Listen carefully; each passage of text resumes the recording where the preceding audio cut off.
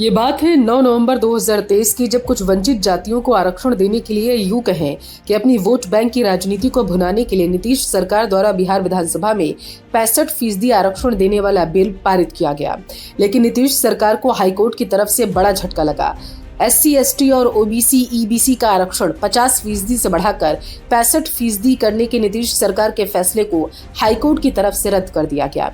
यहाँ एक तरफ कोर्ट के इस फैसले से SC, ST और OBC, EBC के चेहरे पर जो चमक थी वो फीकी हो गई, तो वहीं दूसरी तरफ लोकसभा चुनाव के बाद विधानसभा चुनाव की तैयारी में जुटे नीतीश कुमार को एक बड़ा झटका लगा, क्योंकि लोकसभा चुनाव में आरक्षण का मुद्दा खूब गरमाया था। नीतीश कुमार इस सोच में थे कि विधानसभा चुनाव में आरक्षण की रेवड़ी बांटकर वो अपनी नैया पार लगा लेंगे, लेकिन ऐसा होता हुआ फिलहाल दिखाई नहीं दे रहा। अब सवाल ये उठता है कि क्या नीतीश कुमार सुप्रीम कोर्ट का रुख करेंगे? चलिए आपको विस्तार से ये पूरा मामला और इसमें होने वाली संभावनाओं के बारे में बताते हैं, लेकिन उससे पहले जल्दी से हमारे YouTube चैनल बेबाक पल्लवी को आप सब्सक्राइब कर लीजिए, ताकि हमारे आने वाली हर वीडियो आप तक सबसे पहले पहुंचे। और हाँ, अगर आप हमारी वीडियो को फेसबुक पर देख रहे हैं तो लाइक और फॉलो करना बिल्कुल ना भूलें। आइए अब वीडियो की शुरुआत करते हैं। बिहार में अब नहीं मिलेगा 65% आरक्षण।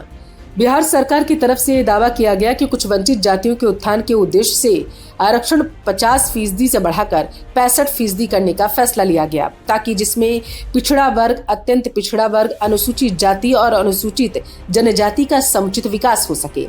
हालांकि इसे पटना हाईकोर्ट ने रद्द कर दिया। कोर्ट ने बिहार पदों और सेवाओं में रिक्तियों का आरक्षण संशोधन अधिनियम 2023 और बिहार शैक्षणिक संस्थानों में प्रवेश में आरक्षण संशोधन अधिनियम 2023 को अनुच्छेद 14, 15 और 16 के तहत समानता खंड का उल्लंघन बताते हुए रद्द कर दिया।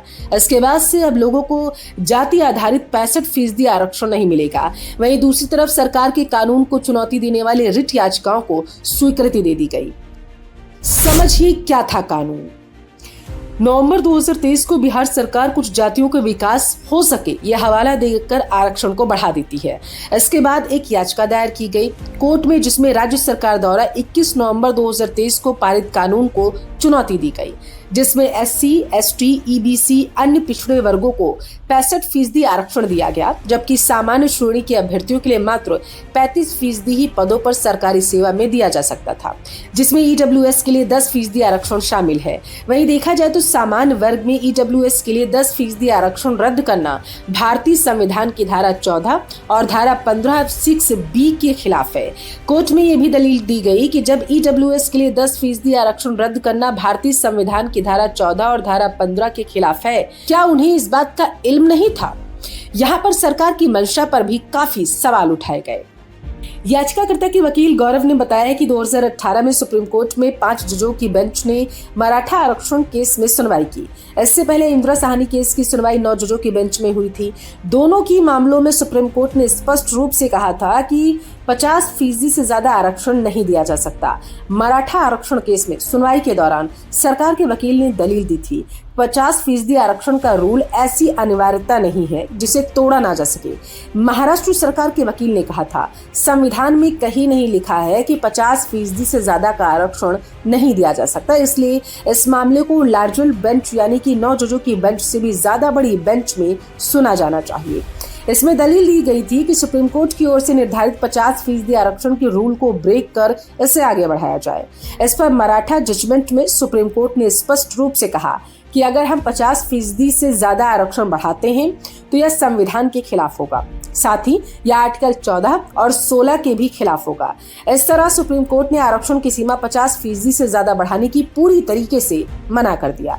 ऐसा ही प्रयास राजस्थान सरकार ने किया था। 50% आरक्षण के रूल को ब्रेक करने का प्रयास था, जिस पर सुप्रीम कोर्ट ने कहा था कि सरकार इस फैसले को रिव्यू करे, 50% के नीचे ही आरक्षण का प्रावधान रखे।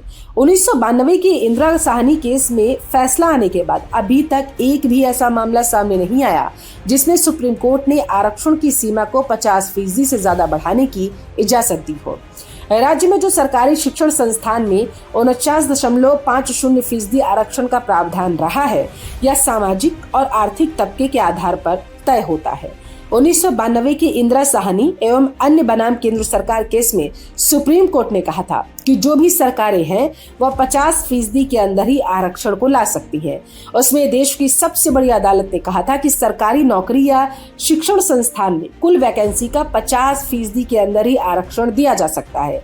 लेकिन राज्य ने 2 कानून लाए, एक शिक्षण संस्थान में देने के लिए और दूसरा रोजगार देने के लिए। इसमें राज्य सरकार ने यानी कि बिहार सरकार ने 49.5% आरक्षण को बढ़ाकर 75% कर दिया। इसी को आधार बनाकर बिहार सरकार के इस फैसले को पटना हाई कोर्ट में चैलेंज किया गया। याचिका में कहा गया कि यह कानून आर्टिकल 14, 15, 16 के खिलाफ है, इसका उल्लंघन करता है, यानी कि बराबरी का जो मौलिक अधिकार है उसका उल्लंघन करता है। हमने अपनी याचिका में इंदिरा साहनी केस और कुछ साल पहले मराठा आरक्षण केस में आए फैसलों को भी आधार बनाया, ये कोर्ट में कहा गया। इन दोनों ही फैसलों में सुप्रीम कोर्ट की तरफ से साफ तौर पर कहा गया कि 50% से ज्यादा आरक्षण किसी भी सूरत में नहीं दिया जा सकता है।